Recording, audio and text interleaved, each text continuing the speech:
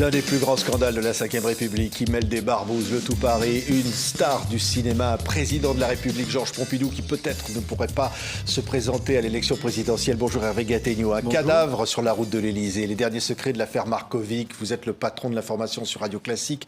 Vous avez dirigé la rédaction de Paris Match, entre autres, et vous vous passionnez par cette affaire. Je disais, qui a déstabilisé la République jusqu'au sommet de l'État, l'affaire Markovic. Oui, c'était un scandale politique et une enquête criminelle. Et la conjonction de ces deux affaires a fait trembler le régime qui en était à ses débuts. C'était les débuts de la Ve République. De Gaulle était président. Pompidou avait été son Premier ministre. Il est limogé après mai 68. La fâcherie s'installe entre ces deux grands personnages, dont l'un est censé être le successeur de l'autre. Et puis, sur ces entrefaites, ce crime, cette affaire Markovic, ce Yougoslave dont on découvre le cadavre dans une décharge des Yvelines. Et à partir de cette enquête criminelle va naître une rumeur qui va désigner Madame Pompidou dans des conditions particulièrement sulfureuses et que certains personnages vont vouloir exploiter contre Georges Pompidou. Et c'est là où on passe du scandale policier au scandale politique. Oui, un scandale, vous dites au fond. Claude Pompidou, la femme du président de la République, accusée, on va dire très franchement, de participer à les partouzes. Alors quand l'accusation se fait jour, Georges Pompidou n'est pas encore président de la République. Il est ancien Premier ministre et tout le monde sait, tout le monde sent qu'il va probablement vouloir succéder au général de Gaulle. Et donc cette rumeur dont vous parlez, elle vise Madame Pompidou parce que Markovic, le Yougoslave qu'on a retrouvé mort, qui est un proche d'Alain Delon, est soupçonné d'avoir voulu faire chanter des personnalités en prenant des photos dans des parties fines.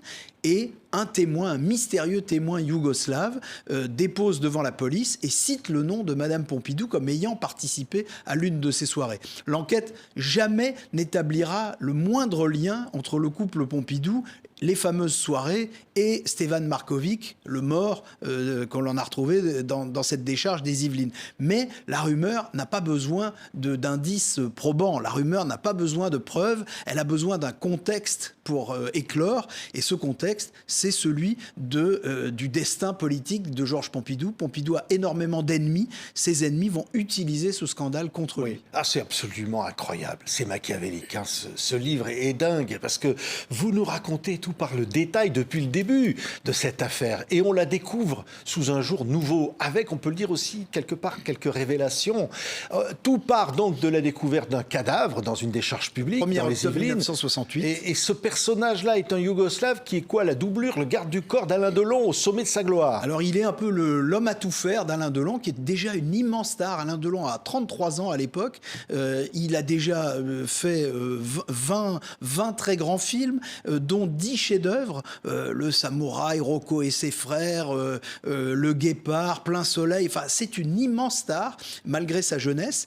Et cette star prend une importance dans ce fait divers considérable, parce qu'en effet, comme vous l'avez dit, Stevan Markovic était son homme à tout faire, son ami. Ils sortaient tous les deux, on les voyait dans les boîtes de nuit, dans les restaurants à Paris.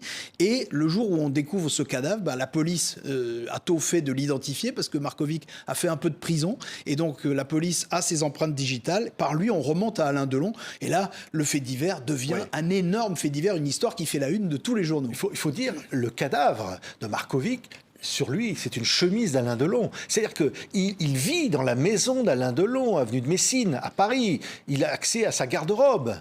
Alain Delon a décidé de l'héberger, donc je vous ai dit, c'est un peu son homme à tout faire. Il vit chez lui, en effet. Il est incroyablement présent au milieu du couple Delon. Alain Delon est marié avec Nathalie Delon. Ils ont un jeune garçon, Anthony, et Stevan Markovic promène Anthony au jardin public, dîne avec les Delon, assiste à l'avant-première du Samouraï. Il est vraiment à côté d'eux. Il fait partie de la famille, en quelque sorte. Et donc, effectivement, il vit chez eux. Et lorsque la police s'intéresse à lui, la première chose qu'elle fait, c'est qu'elle va au domicile d'Alain Delon à Paris, et elle va entendre Alain Delon à Saint-Tropez qui est en train de tourner La Piscine avec Romy Schneider.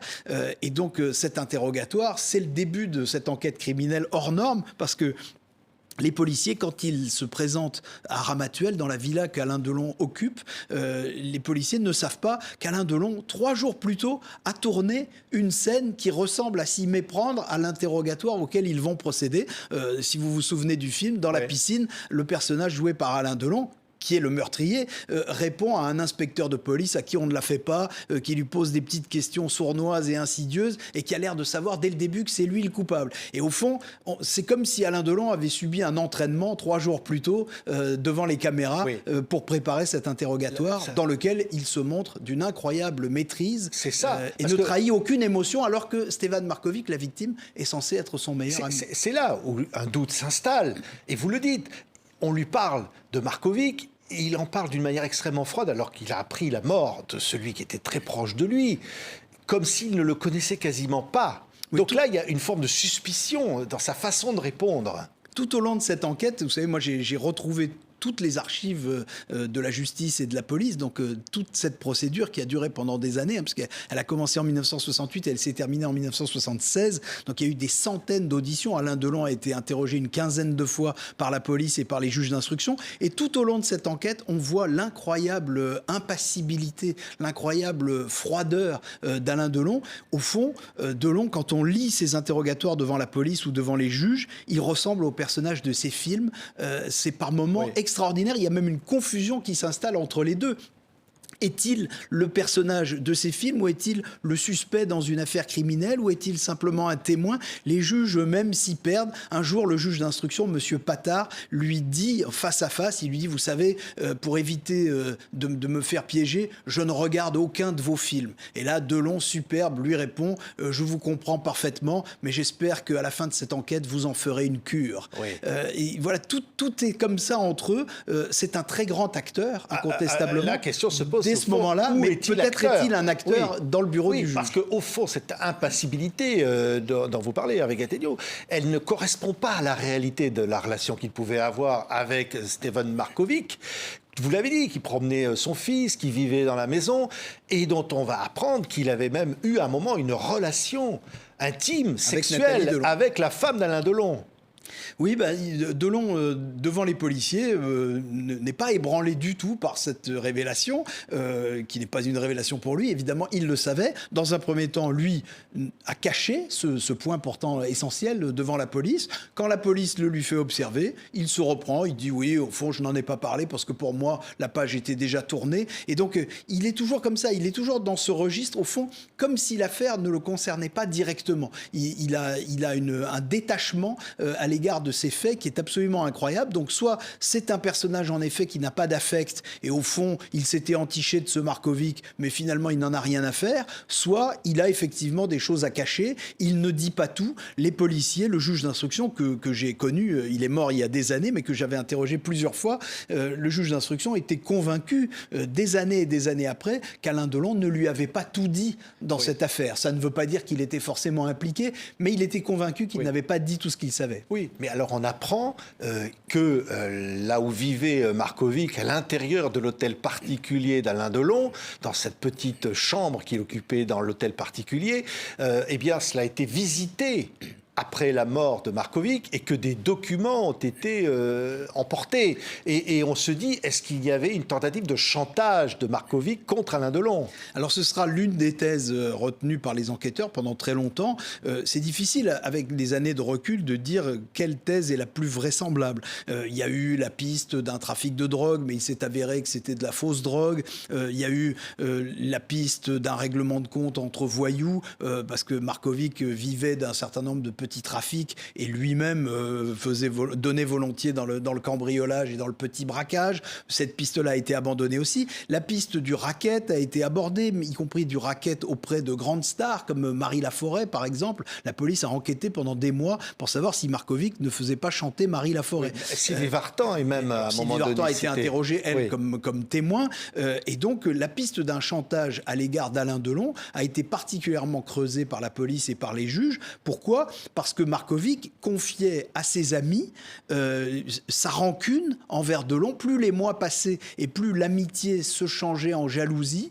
Et dans cette jalousie un peu morbide qu'il nourrissait envers Alain Delon, qui pourtant lui avait beaucoup donné, Stevan Markovic passait beaucoup de temps à dire qu'il détenait des secrets contre Alain Delon et que si Alain Delon ne lui donnait pas de l'argent, ne l'aidait pas à ouvrir un restaurant ou un garage, un jour il se vengerait de lui, il dévoilerait ses secrets. C'est l'une des pistes sur sur lesquels la police a travaillé pendant très longtemps. Ils n'ont jamais réussi à trouver la preuve de cela. Des documents existaient probablement dans le petit appartement que Stevan Markovic occupait à l'intérieur de l'hôtel particulier de Delon, parce que plusieurs témoins ont dit les avoir vus, ces documents. Ils ne les ont jamais décrits avec précision. Ce qui est sûr, c'est que quand la police est venue, il n'y avait plus de documents. Il n'y avait pas matière, en tous les cas, à un chantage pouvant occasionner la mort de quelqu'un. Quelques lettres et quelques photos intimes du couple Delon, mais rien qui puisse nourrir un chantage. Oui, mais derrière tout ça, au fond, on se dit Alain Delon est pris peut-être dans quelque chose qui le dépasse. Alors, à un moment donné, il y a quand même un témoin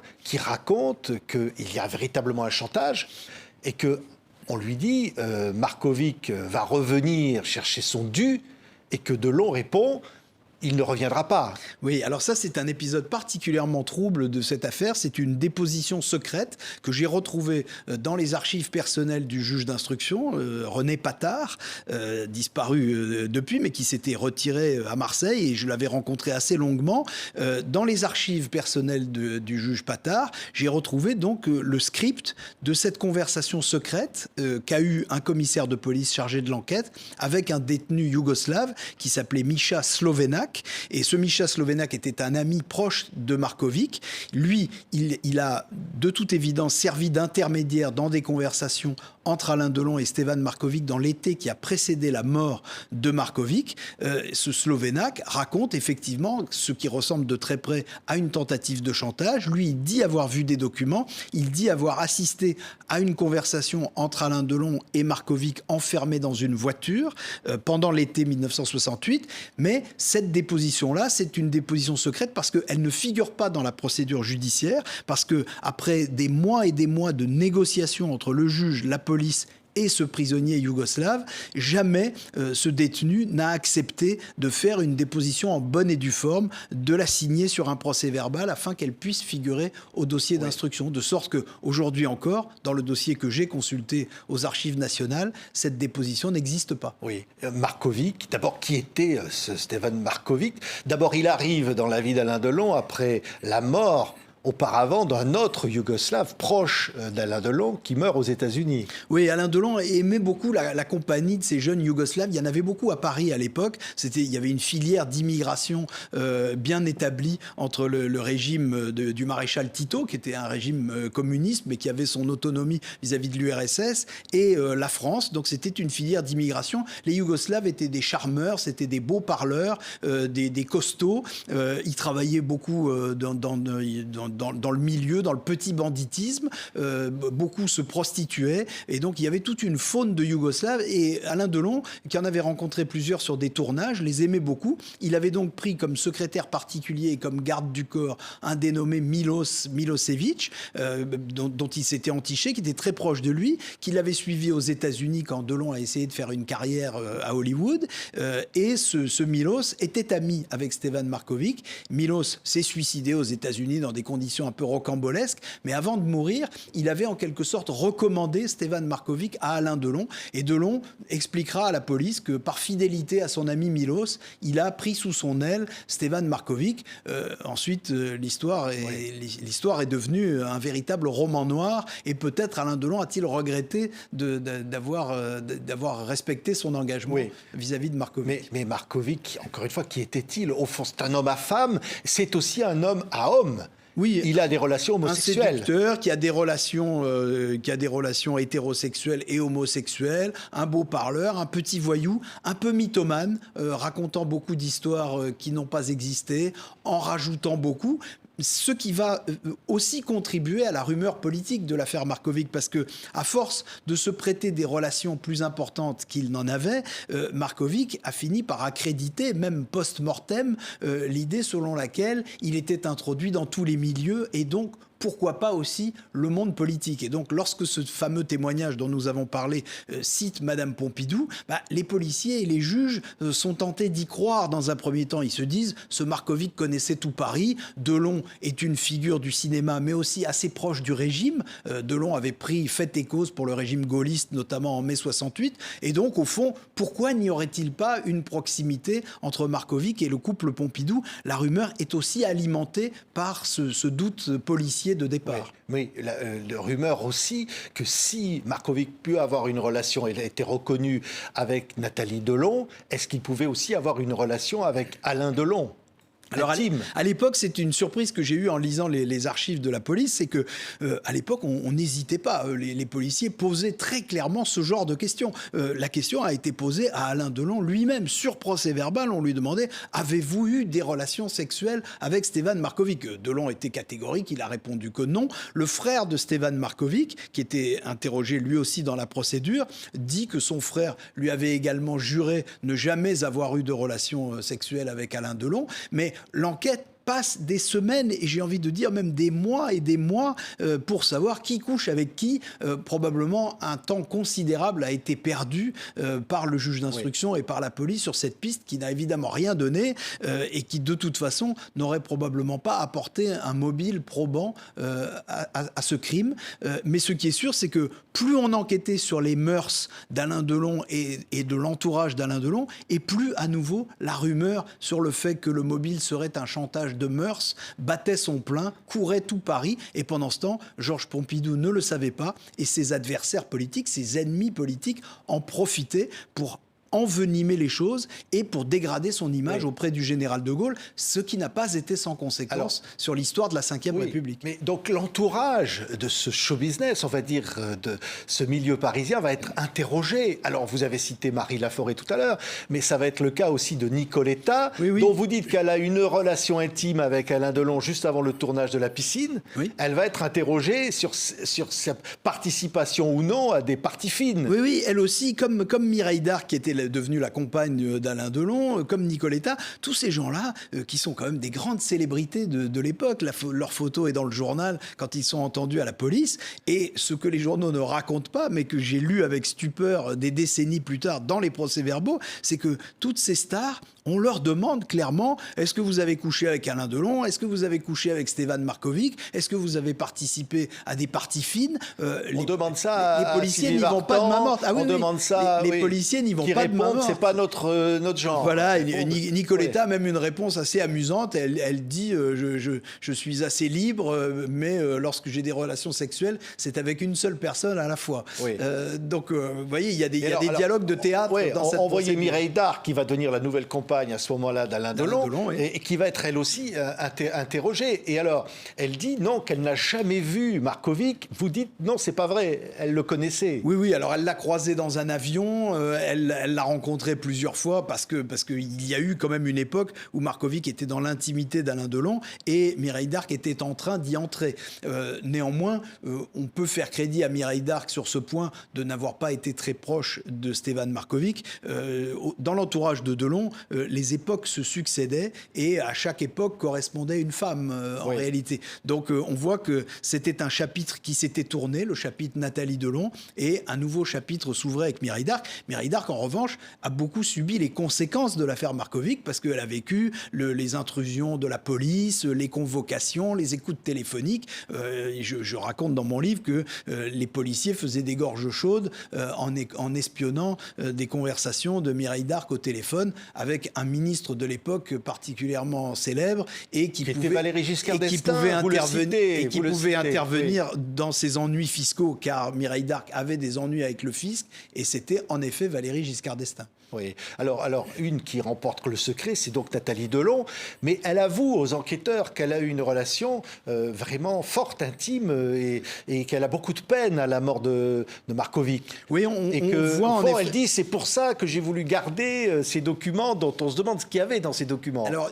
elle parle pas vraiment de documents, mais elle dit qu'elle est allée chercher des objets personnels chez Stéphane Markovic. Elle est en tournage à Londres quand on apprend la mort de Markovic. Elle se précipite à Paris, et la première chose qu'elle fait, c'est qu'elle va dans l'appartement de l'avenue de Messine. Elle rentre dans le petit appartement qu'occupait Stéphane Markovic avant de mourir. Et là, elle récupère en effet quelques objets. Et alors, on a dit tout à l'heure qu'Alain Delon était particulièrement froid, impassible et détaché. Ce n'est pas le cas de Nathalie Delon, qui, elle, en effet, montre beaucoup d'émotion devant la police. On voit qu'elle avait un attachement réel et sincère à l'égard de Stéphane Markovic, au-delà de ce qu'elle présente comme une idylle passagère passagère, la liaison qu'elle a eue avec lui, on voit qu'elle avait développé des sentiments assez forts envers lui, au minimum une amitié qui avait l'air assez intense. Alors l'affaire va prendre des proportions politiques, on va en parler, énormes. À un moment donné, Alain Delon se sent menacé, il a un port d'armes, il a peur.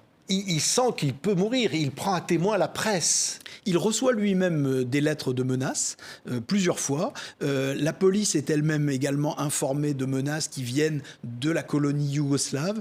Parmi les Yougoslaves vivant à Paris, il y a beaucoup d'amis de Stevan Marković qui, eux, sont convaincus que Delon est responsable de la mort de leur ami, pas forcément coupable au sens pénal du terme, mais en tout cas responsable, que c'est par sa faute que tout cela est arrivé. Donc ils veulent se venger de lui. On parle d'un enlèvement d'Anthony Delon. Un individu tente d'aller le chercher à l'école en surgissant à l'improviste. Heureusement, la nounou... Il prend des gardes du corps est passée avant. Yougoslave, Delon, sous la protection. Delon se met sous la protection de la police. Et un jour, il finit, dans ce contexte politique dont nous avons déjà parlé, il finit par écrire une lettre ouverte dans France Soir, qui est le plus grand journal de l'époque, une lettre ouverte au président de la République, qui, entre-temps, est devenu Georges Pompidou.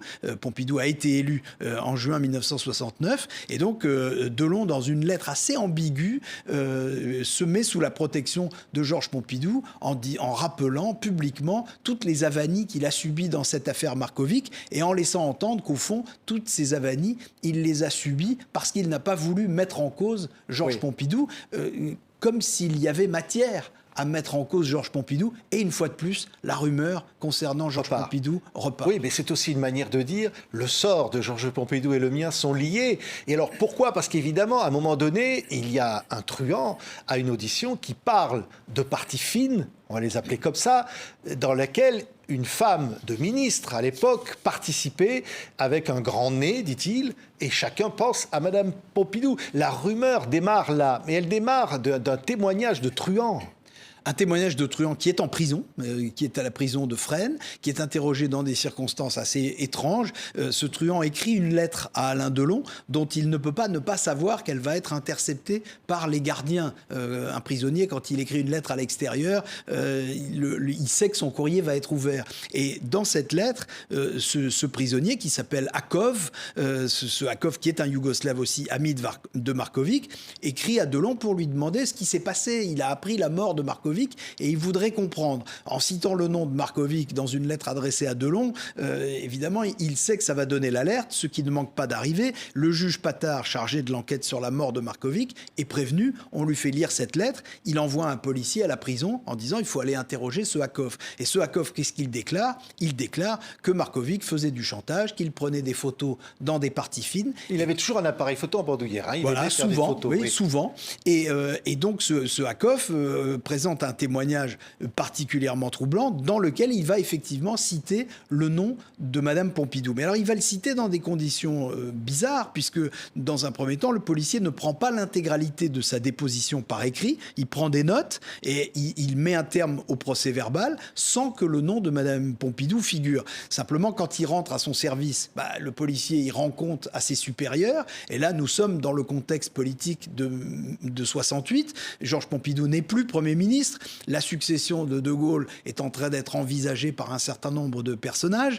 Et ce Akov, son témoignage, va remonter à la vitesse de l'éclair jusqu'au sommet de la hiérarchie policière et judiciaire, donc politique, donc au niveau gouvernemental. Et là, l'ordre va redescendre.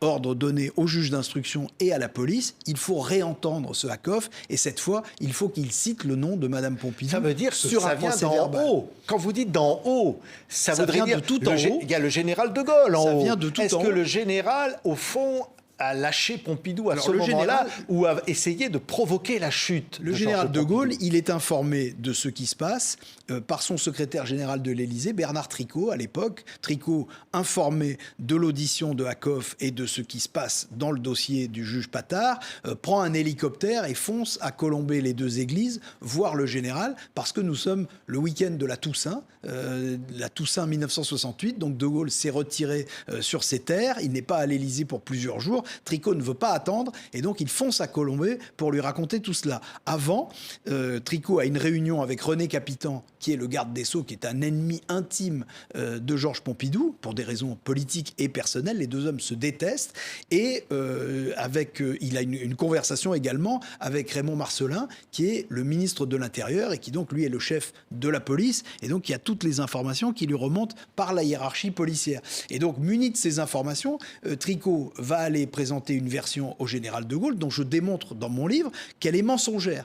Tricot ment au général de Gaulle et Capitan fera la même chose quelques jours plus tard à la sortie du Conseil donc des ministres. Donc c'est un complot, politique. Ils noircissent le tableau pour une raison, c'est qu'ils pensent que Pompidou, cette fois, est incroyablement fragilisé par cette affaire, qu'elle soit vraie ou fausse, et que donc on peut provoquer sa chute à une condition, c'est que le général le lâche. Si le général...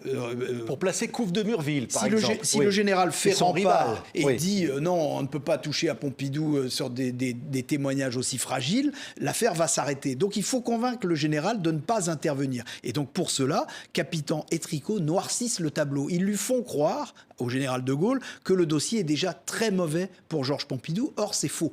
Et donc, de Gaulle se fait avoir, il se fait piéger. Et il dit que la justice suive son cours, ce que Pompidou ne pardonnera jamais, parce que Pompidou n'acceptera jamais l'idée, même a posteriori, selon laquelle le général n'a pas compris ce qui était en train de se passer et il se dira « le général a douté de moi », ce qui est probablement vrai. Le général de Gaulle a probablement eu un doute et s'est demandé pendant quelques jours si Pompidou et son épouse n'étaient pas compromis dans ce mauvais scandale. Dans les mémoires inachevées de Pompidou, il y aurait des passages qui n'auraient jamais été publiés, dans lesquels il règle ses comptes. Peut-être qu'on en saurait davantage. Alors, dans les mémoires qui ont été publiées très longtemps après sa mort, en 1982, donc publiées par sa veuve et par son fils, il y a les passages concernant le général de Gaulle et l'affaire Markovic sont déjà très sévères. Mais il n'y a pas de mise en cause personnelle du général de Gaulle lui-même. Il existe une deuxième version de ce passage des mémoires, version qui n'a pas été publiée, dont on ne sait pas vraiment si elle a été versée aux archives nationales. Elle est probablement encore entre les mains de la famille Pompidou. Et peut-être un jour, cette version sera-t-elle divulguée. Ce qui m'a été dit, c'est que cette version est beaucoup plus accablante que celle qui a été publiée, notamment en ce qui concerne l'attitude du général pendant cette période. Et alors, Pompidou, évidemment, est profondément affecté par cette rumeur. Quand on lui dit, vous savez, cette femme de ministre dont on dit qu'elle participe à des partouzes, c'est la vôtre. Il apprend ça. Et à ce moment-là, il dit, si on touche à ma femme, je serai prêt à prendre une arme. Oui, je serais capable, dit cette phrase. Je serais capable de tuer. Il parle même de suicide par moment. Il fait référence à l'affaire Salingro, vous savez, ce ministre qui avait été calomnié et qui avait fini par se donner la mort. Et donc, il est complètement désespéré. Il a un long moment d'abattement. Il faut comprendre ce que c'est qu'un homme qui a eu presque tous les pouvoirs. Il était le numéro 2 du régime, le dauphin de Gaulle. Et puis, il a été viré après mai 68. Il est seul. Il compte ses amis. Et là, cette calomnie l'attrape à la gorge en quelque sorte, donc il met plusieurs semaines à s'en remettre et ensuite il va avoir une réaction qui est absolument extraordinaire et incroyablement romanesque, c'est-à-dire qu'il va en quelque sorte se changer en détective. Georges Pompidou va mener l'enquête sur l'affaire dans laquelle on essaie de le compromettre et là il va activer tous ses réseaux, alors il lui en reste quand même quelques-uns, heureusement pour lui, et donc il a quelques proches, il noue des contacts avec les services secrets, avec la hiérarchie policière et là petit à petit il reconstitue le puzzle. Un personnage joue un rôle très important, c'est Marie-France Garot, dont on entendra parler bien plus tard, mais qui est une toute jeune collaboratrice de Georges Pompidou, ancienne avocate, qui a été au cabinet du garde des Sceaux sous le gouvernement précédent. Et Marie-France Garot, par ses contacts dans la justice, réussit à se procurer des pièces du dossier et renseigne au fur et à mesure Pompidou sur ce qui se passe à l'intérieur de la procédure. Et c'est là que Pompidou comprend vraiment qu'on a essayé de monter une conjuration contre lui, qu'on a piégé de Gaulle. Il comprend tout cela, il l'explique au général qui en reste bouche bée et qui donne des instructions dont on voit qu'elles ne seront pas entièrement suivies. En revanche, moi, par mon enquête, j'ai acquis vraiment la conviction que tout n'a pas été dit à Georges Pompidou lui-même, y compris après son élection à la présidence de la République, notamment concernant le ministre de l'Intérieur de l'époque, Raymond Marcellin. Je publie un rapport des services secrets de l'époque qui met très clairement en cause Raymond Marcellin dans cette affaire et notamment dans la recherche des fameuses photos qui n'ont probablement jamais existé. On n'a jamais vu. Il y a eu des montages On n'a vu que odieux. des montages grossiers. Et moi, j'ai vu tout le dossier judiciaire, il n'y a absolument aucune photo compromettante. Donc ça n'a jamais existé. Tout ça n'a jamais existé. Le plus vraisemblable est que ça n'a en effet jamais existé. Vous savez, la rumeur, c'est quelque chose d'absolument incroyable parce que j'utilise cette formule dans mon livre. C'est un ennemi qui n'a pas de visage mais qui a 1000 bouches. Et donc au fond, le bavardage se transforme en calomnie. Il se répand dans tout Paris, mais on est incapable de savoir d'où il est parti. Oui. Alors on a quand même quelques indices. On sait par une écoute téléphonique du préfet de police de l'époque qu'un haut dirigeant du Parti socialiste parle des photos de Madame Pompidou avec un journaliste de l'Aurore. Ça c'est daté et c'est circonstancié. Et puis on sait, et donc je le raconte très en détail, on sait que les services secrets français, la base Bison, qui était l'un des services parisiens de l'ancêtre de la DGSE, s'est activée pendant des mois pour chercher des photos de Madame Pompidou dans cette affaire. Que voulait-il faire de ces photos? Est-ce qu'il voulait les cacher si elles existaient ou est-ce qu'il voulait les utiliser contre Pompidou? On ne le saura jamais. Ce qui est certain, et ce qu'on peut vraiment affirmer, c'est que quand des ordres sont venus de la hiérarchie militaire pour dire il faut arrêter cette manipulation, comme on dit dans les services secrets, l'ordre n'a pas été respecté. Le service a continué à travailler et nous n'étions pas dans n'importe quelle chronologie. Nous étions en pleine campagne présidentielle de 1969, c'est-à-dire que le général de Gaulle avait démissionné, Pompidou était candidat face à Alain Poher, le président du Sénat, et il là détestait. D'ailleurs, il en dresse un portrait, un portrait très sévère, oui. Et il le présente comme un manipulateur. Et donc là, nous avons des éléments concrets qui montrent que le service de renseignement français a probablement joué double jeu vis-à-vis de Pompidou et peut-être en essayant de favoriser Poher contre lui sur la base de l'affaire Markovic. Mais parce que Pompidou détonnait par rapport au général. Il fréquentait effectivement ce milieu d'artistes, ces soirées mondaines, la cigarette au bec. Et ça, effectivement, cette image pouvait correspondre à quelque chose qui pouvait être jugé ainsi, mais on va dire aussi qu'il fréquentait Alain Delon. Ça, c'est aussi une réalité, la relation de Pompidou avec Alain Delon. Les Pompidou fréquentaient les artistes, ça déplaisait énormément au général de Gaulle. On en trouve quelques bonnes pages dans les mémoires de Jacques Foccart, qui était l'éminence grise du général de Gaulle et le spécialiste des affaires de services secrets. De Gaulle détestait ça, et donc c'est aussi pour cela qu'au début de l'affaire Markovic, quand il a été informé de ce fameux témoignage et de cette rumeur, le général a probablement cru pendant quelques jours que Pompidou n'était peut-être pas complètement innocent de cette affaire, parce que, disait-il, à force de fréquenter les artistes, on finit par se retrouver dans de mauvaises affaires et dans de mauvaises situations. S'agissant de la relation avec Alain Delon, effectivement, ce qui est frappant, lorsque j'ai lu la procédure judiciaire dans les archives, c'est que Delon n'a pas dit toute la vérité sur sa relation avec Pompidou, qui était probablement une relation un peu plus importante que ça n'a été décrit à l'époque. Ce n'étaient pas des amis personnels, ils ne dînaient pas ensemble dans leur cuisine comme le frère Markovic l'a prétendu à un moment, mais en revanche, ils se sont vus plusieurs fois, ils ont disputé des parties de cartes ensemble, il y en avait des témoins. On dit même qu'un jour, Pompidou a perdu et qu'il a fait un chèque à Alain Delon que Alain Delon n'a jamais encaissé. Dans les agendas d'Alain Delon qui sont saisis par la justice et que j'ai vus dans les archives, on voit plusieurs mentions de Pompidou. Alors, il faut être honnête, souvent avec un point d'interrogation.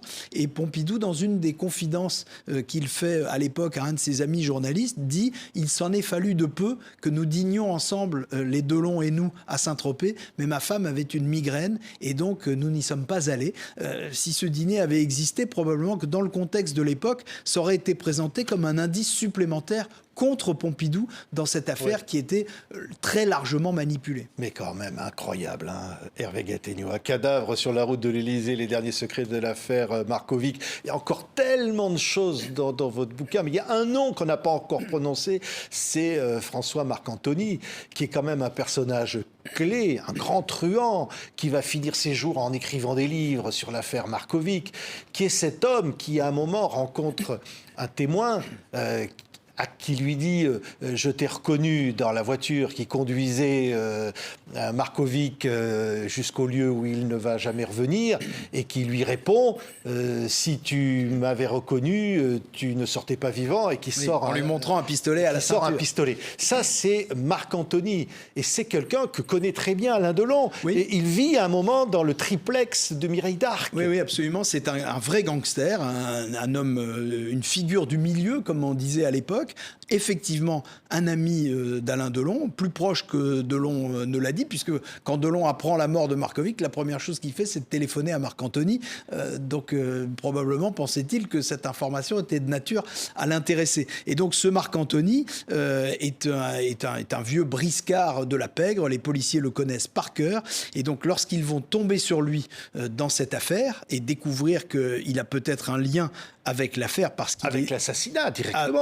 On va avec retrouver une couverture qui enrobe le cadavre qui vient chez lui. La police va se dire, c'est forcément lui le suspect numéro 1. Une enquête extraordinaire est menée par le SRPJ de Versailles à partir de la toile de matelas qui emballe le cadavre de Markovic lorsqu'on le retrouve dans cette décharge des Yvelines au point de départ de l'affaire. Donc la police va passer pratiquement 2 années entières à enquêter à partir de cette toile de matelas pour savoir d'où elle provient, à quelle date elle a été achetée, à quel modèle de matelas elle correspond. Et donc on part de 865 acheteurs de matelas de ce type à la période considérée, et par élimination successive, les policiers arrivent à n'en trouver plus que 5 qui sont incapables de dire ce qu'ils ont fait de la toile de matelas qui correspond exactement à celle qu'on a retrouvée autour du corps de Markovic. Et dans les 5, il y a François Marc Antony. François Marc Antony qui a menti sur son alibi, qui connaissait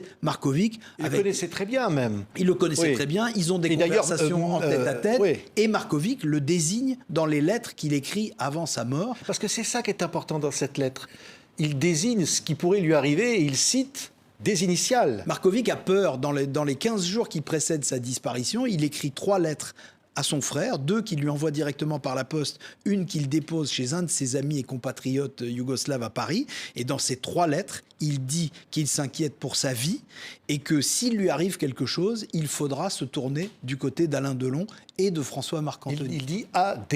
Oui, il dit d'abord AD et dans une des 3 lettres, il cite le nom de Delon. Il dit aussi la famille dans laquelle j'habite.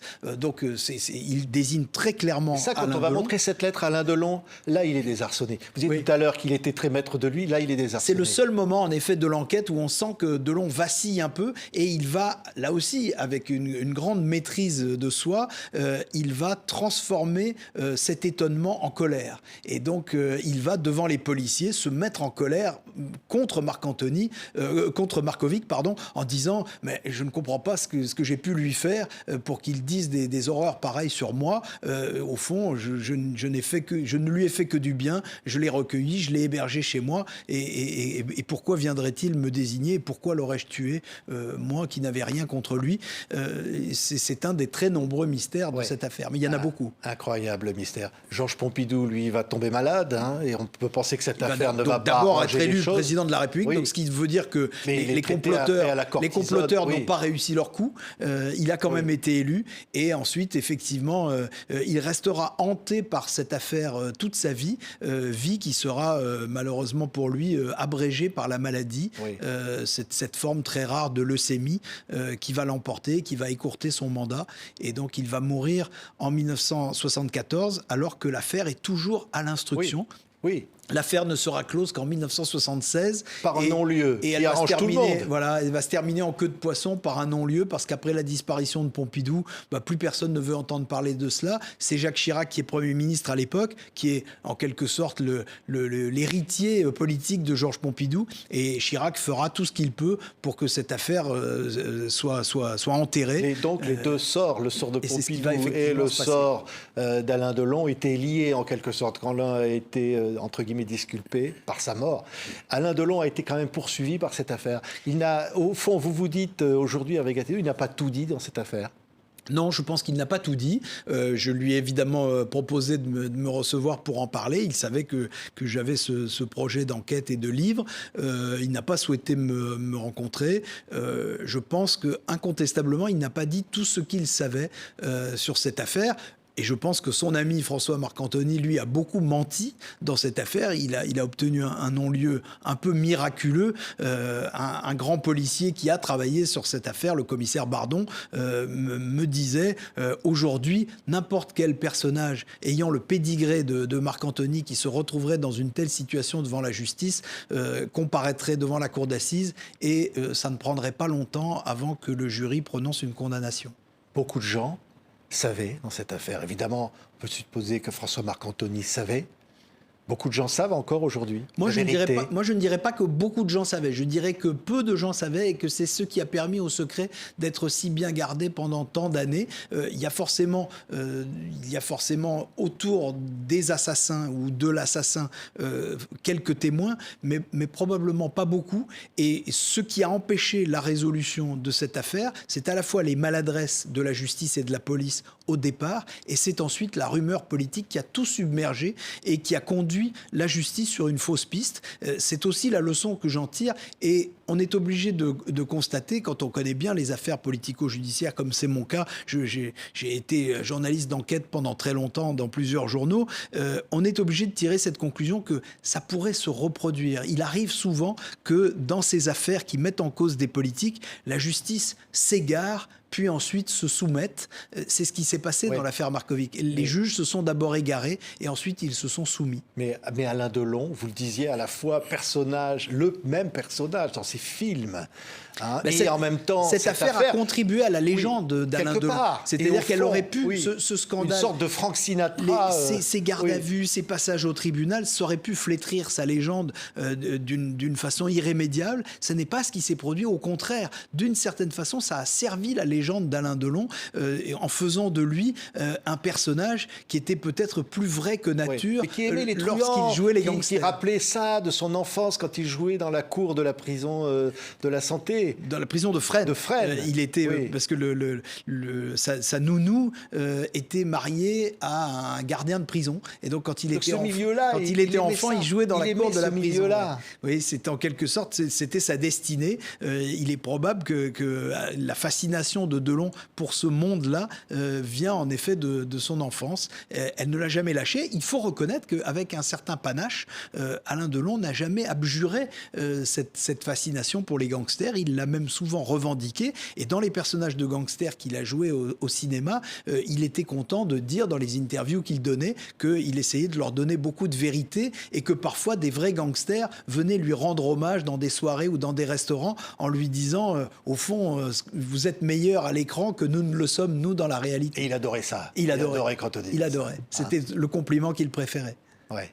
Merci beaucoup, Hervé Gattegno. Un cadavre sur la route de l'Élysée, vers les secrets de l'affaire Markovic. Je ne sais pas si on vous a donné envie de lire ce livre, mais c'est absolument, ça dépasse tout. Ça dépasse tout ce qu'on peut imaginer. Les polars ne pourraient pas trouver un scénario pareil. Merci, Hervé Gattegno. Merci à vous. Venu.